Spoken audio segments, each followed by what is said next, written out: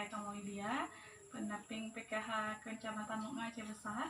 Pada hari ini saya akan mensimulasikan sesi 2, yaitu tentang pentingnya kesejahteraan pada lansia. Terima kasih. Assalamualaikum warahmatullahi wabarakatuh. Waalaikumsalam warahmatullahi wabarakatuh. Iya, bagaimana kabarnya ibu-ibu? Alhamdulillah sehat. Ya, alhamdulillah ya. Jadi pada pertemuan kali ini kita akan membicarakan tentang pentingnya kesejahteraan pada lansia ya ibu-ibu ya. Dan pada sesi yang sebelumnya kita telah mempelajari materi yang sebelumnya. Ada yang masih ingat Bu materi yang sebelumnya apa? Penyandang disabilitas. Ya, bagus sekali ya, betul sekali. Yaitu tentang penyandang disabilitas. Bagaimana Bu untuk pelayanan disabilitas sendiri pada masyarakat sudah Ibu terapkan Bu? Alhamdulillah sudah. Ya, alhamdulillah ya. Jadi kita sebagai masyarakat, di mana dalam masyarakat juga ada penyandang disabilitas ya, yang memiliki istimewa dari kita ya. Jadi disabilitas itu adalah anak istimewa gitu kan. Jadi kita harus mendahulukannya gitu kan. Jadi harus membantunya gitu. Jadi harus diterapkan berbagai cara pelayanan yang ada di masyarakat gitu kan. Jadi pada hari ini saya minta waktunya sekitar 1 jam.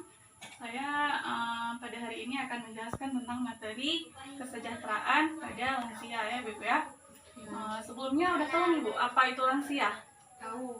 Ya, apa tuh Bu lansia itu? Yang sudah berusia lanjut, orang yang sudah berusia lanjut. Ya, bagus sekali ya Ibu Salimah. Betul sekali seperti Ibu Salimah katakan bahwasanya lansia itu adalah lanjut usia ya. Jadi yang dikatakan lanjut usia itu yaitu yang berumur 60 hingga 75. Kemudian di atas 75 dikatakan lanjut usia tua kan. Dan di atas 90 itu udah dikatakan sangat tua ya Ibu ya. Jadi lansia itu adalah ibu-ibu kita sendiri, mama kita gitu kan. Mungkin yang ibu-ibu masih muda bisa jadi neneknya gitu. Jadi adalah orang tua kita sendiri yang disebut dengan lansia. Jadi usianya sudah lanjut. Kita tepuk semangat dulu. Coba ibu-ibu berdiri aja biar lebih semangat lagi. Tepuk semangat dulu biar tidak ngantuk gitu kan. Ya. Tepuk semangat. Semangat. Semangat. Ya, alhamdulillah sekali ya ibu masih tetap semangat ya. Sehingga insya Allah dalam waktu sejam ini kita dapat membahas semuanya. Jadi mengapa harus peduli kepada lansia ya ibu ya. Jadi perlu kita ketahui kita mengapa harus peduli pada lansia. Yang pertama, lansia itu memiliki hak yang sama sebagai masyarakat seperti kita, sama saja. Walaupun kita masih muda, jadi hak masyarakat itu sama saja seperti yang muda, yang tua itu sama saja. Kemudian kenapa terlalu banyaknya lansia yang dilantarkan gitu? Terdapat lansia yang dengan penelantaran gitu kan, sehingga kurangnya perhatian juga dari keluarganya gitu ibu-ibu ya. Jadi dari data itu banyak lansia yang terlantar sehingga apa? Sehingga dititipkan di panti jompo ya ibu-ibu. Sangat disayangkan ketika kita menitipkan orang tua, orang yang melahirkan kita nih Bu, yang telah merasakan sakit, bagaimana rasa sakitnya melahirkan kita, tapi kita titipkan di panti jompo gitu. Seharusnya kita di waktu dia tua ya berbakti kepada dia ya, tetap merawatnya gitu.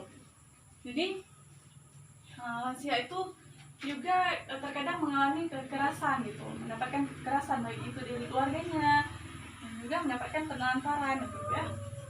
Kemudian kondisi dan permasalahan pada lansia itu sendiri. Yang pertama ada fisik. Jadi penurunan pada fisiknya Ibu. Jadi penurunan pada fungsi dari fisiknya seperti contohnya penglihatan gitu. Jadi si nenek ini udah penglihatannya udah kabur kan. Kemudian pendengarannya juga sudah berkurang ya. Lansia yang sulit untuk mengontrol BAK-nya sehingga apa sering ngumpul pada malam hari gitu ya. Jadi lansia itu banyak mengalami penurunan fisik gitu. Kemudian yang kedua ada psikologisnya ibu-ibu. Jadi ada perubahan pada emosinya. Jadi emosi lansia ini lebih agresif ya ibu-ibu ya. Jadi lebih suka marah gitu. Jadi salah dikit kita mengucapkan sesuatu, kita salah katakan, maka akan tersinggung gitu, langsung sedih gitu kan. Jadi lansia ini lebih sering marah, jadi emosinya labil ya ibu-ibu. cepat berubah gitu kan. Jadi lebih sering marah, cepat sedih gitu. Kemudian pada lansia itu juga muncul depresi ya Ibu. Jadi lansia itu mudah cemas, ketakutan. Jadi kalau ditinggal sendiri itu rasanya takut gitu. Apalagi malam, lansia itu tidak berani lagi tidur sendiri ya. Jadi rasa ketakutannya berlebih gitu ya.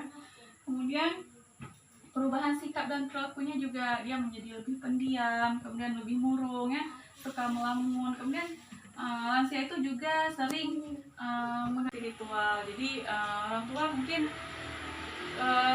rasa sabarnya udah berkurang ya, jadi mulai tidak sabar gitu. Jadi harus cepat-cepat, segala sesuatu harus cepat gitu kan.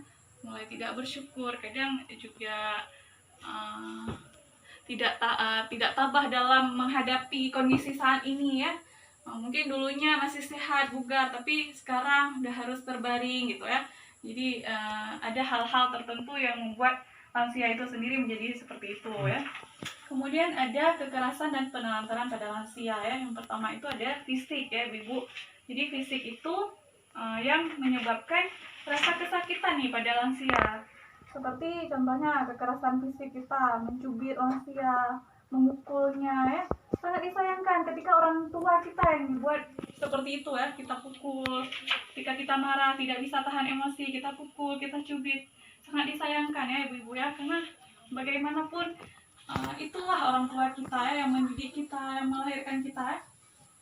Kemudian verbal. Jadi kata-kata dan verbal ini yang sering menjadi suatu masalah ya, yang sering terjadi ya, kekerasan verbal ini. Yaitu dengan kata-kata kita yang menyinggung. Jadi mungkin kata-kata kita kasar, membentaknya gitu kan, memarahinya sehingga dia sedih gitu kan. Kemudian menghinanya, mengancamnya juga ya. Itu banyak yang terjadi di sekitaran kita ya Ibu-ibu ya. Kemudian emosi. Kekerasan emosi itu seperti kita memberikan rasa tidak aman sehingga menimbulkan trauma ya Ibu. Kita contohnya itu kita mendiamkannya kan. Kemudian kita membiarkan lansia itu sendirian ya, kita tidak ajak bicara gitu kan. Kita biarin dia sendiri tanpa kita acuhkan lah gitu kan. Kemudian yang keempat itu adalah finansial, yang mana kita memanfaatkan ekonomi dari harta yang dimiliki oleh si lansia ini sendiri ya. Jadi apa itu kita manfaatkan dana yang ada, kita jual aset-asetnya, mungkin banyak tanah dulunya orang tua kita jual gitu. Itu tidak boleh ya Ibu-ibu ya, itu juga dinamakan dengan kekerasan finansial ya. Kemudian penelantaran pada lansia. Jadi apa itu penelantaran pada lansia? Ada yang tahu sebelumnya penelantaran lansia itu apa? Ada tindakan membiarkan orang tua kita tuh kita kasih makan contohnya. Iya, bagus sekali. Kita tepuk pintar dulu ya untuk Bu Salimah ya. Tepuk pintar. Pintar, pintar. Pintar, pintar. Pintar. Ya, bagus sekali ya Ibu Salimah. Bahwasanya penelantaran pada lansia seperti Bu Salimah katakan tadi, ya kita membiarkannya sendirian, tidak memberinya makan gitu kan, tidak memperdulikan kesehatannya. Jadi kalau sakit ya kita bawa ke dokter gitu ya. Jadi kita biarin gitu. Kemudian kita biarin dia sendiri, jadi merasa kesepian gitu kan.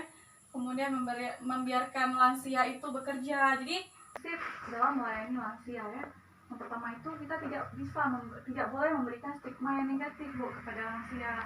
Kita katakan ketika mungkin si lansia ini udah pendengarannya agak berkurang, kita bilang tuli kali kok gitu, udah nggak dengar. Jadi itu adalah salah satu stigma yang negatif bagi lansia. Itu juga menyinggung ya bagi lansia itu sendiri ya. Kemudian kita juga tidak mengecilkan lansia, jadi tidak dibiarkan sendiri nih lansia. Karena lansia itu mudah ini ya, emosinya cepat berubah ya Ibu ya. Dan kita juga tidak membesar-besarkan masalah. Jadi ketika ada masalah gitu, walaupun ya terkadang kita udah betul, udah benar gitu kan, tapi jangan dibesar-besarin gitu. Ya udah kita sabar aja gitu kan. Namanya juga orang tua mungkin tersinggung atau apa gitu kan. Mungkin merasa bahwa orang tua lah yang benar gitu kan. Jadi kita harus tidak membesar-besarkan nih masalah, yang hal-hal yang sepele, yang kecil itu tidak kita besar-besarin gitu ya. Kemudian cara mengatasi lansia yang sulit perilakunya. Yang pertama, kita tetap menghormati orang tua ya. Bagaimanapun juga itu adalah orang tua kita gitu. Kita tetap menghargainya gitu kan. Jadi kemudian kita juga bersikap sabar ya. Harus sering sabar gitu dalam menghadapi orang tua gitu kan. Kemudian kita memberikan kasih sayang. Ini kasih sayang ini yang sangat penting gitu kan. Walaupun dia sudah tua tapi kasih sayang lah yang dibutuhkan bagi di dalam keluarganya gitu. Dari anak-anaknya, kasih sayang dari anak-anaknya gitu kan. Malah orang tua itu kalau kita kasih uang bukan itu bentuk kasih sayang, tapi kita meluangkan waktunya bermain bersamanya atau mengajaknya jalan-jalan gitu kan, menghabiskan waktu bersamanya, itulah bentuk kasih sayang kita gitu. Kemudian melakukan pendekatan pribadi, jadi mendengarkan segala keluh kesahnya gitu ya. Jadi lansia itu dengan rasa cemasnya gitu kan, jadi dengan kita dekatin, kita dengarkan apa masalahnya, apa keluh kesahnya, dia lebih senang gitu ya. Jadi lansia itu sangat senang ketika kita memperhatikannya gitu. Kemudian ada juga kita peran dari pemerintah itu sendiri yaitu memudahkan lansia ya, jadi memberikan fasilitas yang memadai untuk lansia gitu kan, agar lebih mudah gitu. Kemudian juga memberikan kemudahan dalam melakukan perjalanan dari pihak transportasi ya, mendahulukan lansia. Jadi kita ketika melihat lansia di jalan gitu, jadi dahulu kita peduli terhadap lansia itu dengan menyediakan makanan yang sehat, kemudian memperhatikan kesehatannya juga ya ibu-ibu ya. Jadi kita harus ketika beliau sakit kita bawa ke rumah sakit ya segera mungkin ya. Kemudian kita mengingatkannya juga untuk beribadah, dimana itulah waktu-waktu luang dia kita ingatkan untuk beribadah gitu ya, mungkin beliau lupa atau apa gitu ya. Kemudian memberikan kesempatan si lansia itu juga untuk berolahraga ya, agar hidup sehat gitu ya, dan juga menyediakan pakaian yang pantas yang sewajarnya dipakai oleh lansia. Mungkin dari sesi ini ada yang ingin ditanyakan, ada yang belum jelas itu ibu? Tidak jelas. Nggak ada yang bertanya ya.